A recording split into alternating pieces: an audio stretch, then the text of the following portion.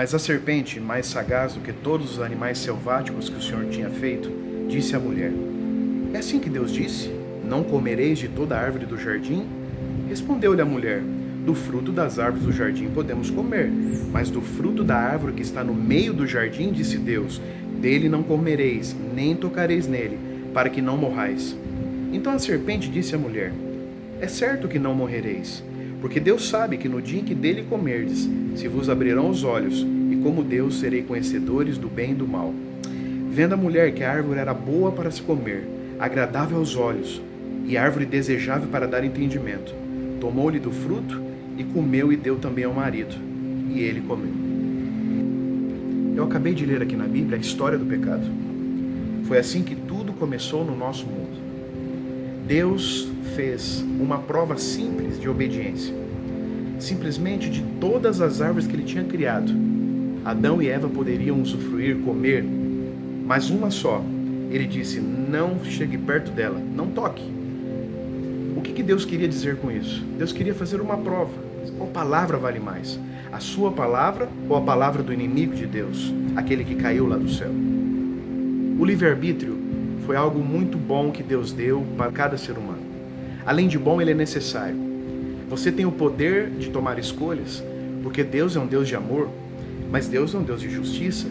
Se você tomar escolhas ruins, você tem que esperar resultados ruins e ser responsável pelos seus próprios atos. Eu vou contar uma história. Quando nós tivemos o nosso primeiro filho, o Rubens, nós estávamos morando no sul do Mato Grosso do Sul. Lá é uma região que faz muito calor. E então nós compramos um grande ventilador para nos dias mais quentes poder nos dar um certo alívio. Só que, pais de primeira viagem, eu não percebi uma coisa. A grade de proteção do ventilador era suficientemente grande para que uma mãozinha de um garotinho de quase 1 ano pudesse entrar. Eu não percebi isso até que um dia, sem querer, eu estava ali lendo alguns livros quando eu vi o Rubens indo em direção àquele ventilador. O ventilador rodava e ele, então, admirado pela beleza das suas hélices, foi chegando cada vez mais perto e então estendeu a mão para pegar naquelas hélices. Eu, como pai, logo corri e tirei ele do lado daquele ventilador. E pela primeira vez na minha vida, eu vi meu filho chorar, doído, sentido. Ele realmente sentiu muito que eu não deixei ele tocar naquelas hélices tão bonitas que estavam rodando. Com os olhos lacrimejantes, nos soluços, ele falou para mim que queria tocar naquele lugar. Eu, como pai, sabia que se ele tocasse naquele lugar, ele poderia sofrer algumas consequências. Num primeiro momento, ele chorou e, quem sabe, pensou na sua mente bem pequena que eu era uma pessoa má por não deixar ele experimentar algo que ele estava querendo. Deus nos dá o livre-arbítrio e às vezes nós caminhamos para algo que vai fazer muito mal na nossa vida. Eu gostaria de dizer para vocês, nesse momento, será que o livre-arbítrio é algo tão importante que Deus nos dá? E será que Deus nos permite fazer escolhas? Assim como entrou o pecado aqui nesse mundo, nós também temos o livre-arbítrio de escolher fazer coisas boas ou coisas más. Vamos aprender um pouco mais o que a Bíblia fala sobre isso? A criação de Adão. Esse é um afresco, uma pintura, pintado por Michelangelo Buonarroti por volta de 1511, que atualmente fica no teto da Capela Sistina. A cena representa um episódio do livro de Gênesis, no qual Deus cria o primeiro homem, Adão. Deus, em sua infinita sabedoria, nos fez como criaturas pensantes, diferente dos animais, com sentimentos e moralidade, à sua semelhança. E isso custa um preço, a liberdade do pensamento.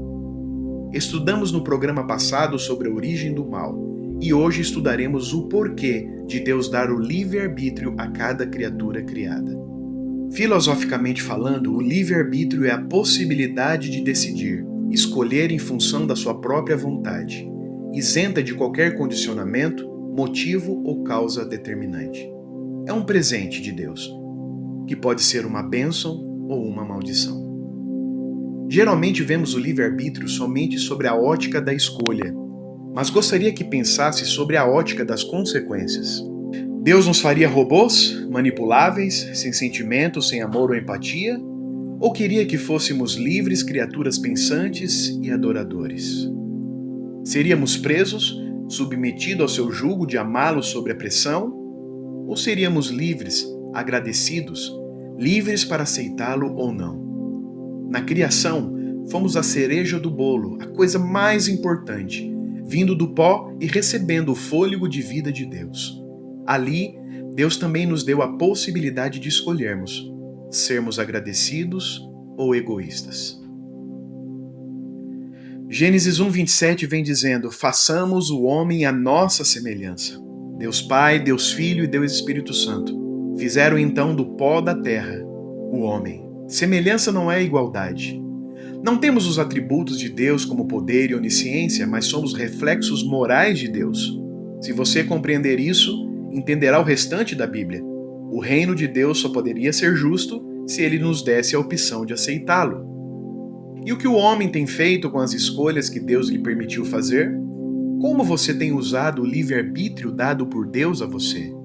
Escolhas. Quantas escolhas? Adão e Eva, nossos primeiros pais, receberam de Deus uma ordem simples. De toda a árvore poderiam comer, somente de uma que não, pois então morreriam. Era um teste simples, pois o primeiro passo para a obediência ou desobediência é um passo simples. Mas então a serpente, claramente Satanás através da serpente, disse ao contrário: não morrereis. E agora, acreditar em Deus ou no inimigo de Deus? A quem foi dada a obediência dela? Não é o que fazemos hoje? A fruta daquela árvore se tornou admirável, agradável e desejável. Não é assim que vemos o pecado? Então ela deu ouvido a Satanás. Assim que comeu, o primeiro ato foi fazer o outro pecar, seu marido Adão. Temos os pecados nossos e os que fazemos outros cometerem. São as consequências dos nossos atos. A culpa foi de quem? A primeira coisa foi achar quem for o culpado, e desde então sempre estamos colocando a culpa em alguém. O primeiro ato foi abrir os olhos para o mal. Na criação de Deus, os olhos humanos só enxergavam o bem. Em seu primeiro ato de desobediência, a ingenuidade se perdeu e logo se esconderam com a culpa sobre os seus ombros. Esconderam-se de Deus, o medo pela culpa, o pecado traz a culpa. Então Adão imediatamente culpou a Eva: Senhor, a mulher que tu me destes. Eva, na mesma hora, colocou a culpa na serpente, isto é, em alguém que usou-a para fazer desobedecer. Senhor, a serpente que colocaste no jardim. E então, Satanás triunfou. O mesmo triunfo que levou a terça parte dos anjos do céu. Leia em Apocalipse 12. Ambos não assumiram a culpa, mas entenderam de Deus que a culpa era deles e foram expulsos do Éden. Consequências do livre-arbítrio. Consequências. Cada dia é um dia de escolhas. Desde que abrimos os olhos depois de acordarmos até quando fechamos na hora de dormir novamente, após um longo dia de trabalho, tudo o que escolhemos, temos que arcar com as consequências. Qual foi o verdadeiro problema, eu lhe pergunto? Não estava no fruto, não estava na árvore, estava nas escolhas. O que é o pecado, então? 1 João 3, no versículo 4, explica para nós.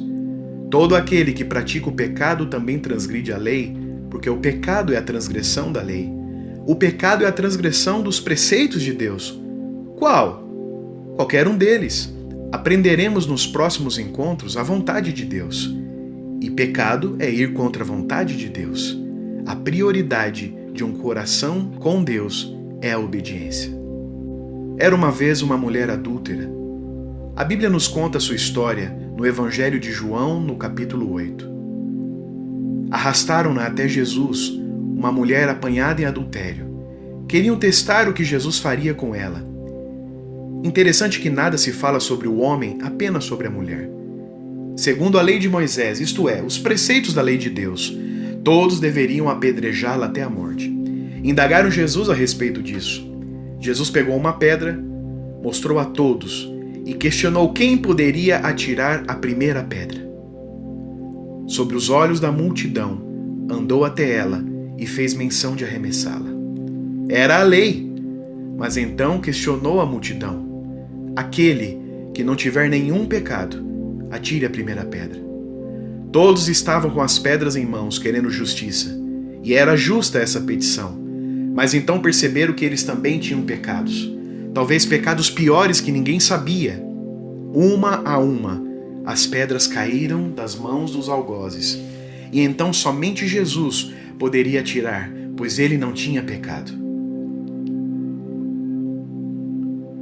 Então o que Jesus fez? Chegou até a mulher e disse: Filha, você pecou. Isso tem lhe causado sofrimento, mas eu te perdoo. Vá e não peques mais. O Salvador veio salvar os perdidos, não com pedras, mas com o seu sacrifício na cruz do Calvário.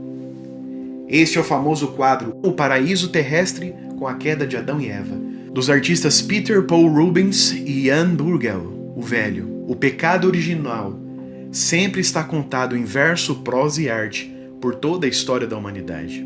Cristãos ou não, compreendemos a origem da desobediência e suas consequências. E quando olhamos para o pecado original com Eva, depois Adão, Caim e sucessivamente, olhamos para as nossas falhas diárias. Como conviver com elas? Você pergunta.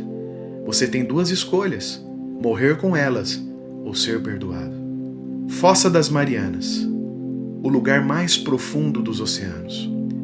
O profeta Miqueias, inspirado pelo Espírito Santo, escreveu no capítulo 7, verso 19 do seu livro: Tornará a apiedar-se de nós, subjugará as nossas iniquidades e lançará todos os nossos pecados nas profundezas do mar. Hoje seus pecados podem ser perdoados, pois Jesus morreu na cruz por eles. Busque o perdão e viva. Não há doença maior que corrói a vida do ser humano do que sua angústia pelo seu pecado. Mas a palavra de esperança que eu lhe trago hoje é que Deus pode aliviar o seu coração. Querido amigo, consegue entender que Jesus veio para te salvar mesmo estando no mundo de pecados? Gostaria de estudar mais a respeito dos planos de vida que Deus tem a te oferecer através da sua palavra? Se você respondeu sim, gostaria de fazer uma oração por você nesse momento. Querido Deus, tire de nós toda a dor e culpa pelos nossos pecados e refaça em nós uma vida diferente, nos preparando para um dia morar contigo por toda a eternidade. Até lá, nos impressione com as verdades da sua palavra, hoje e sempre. Amém.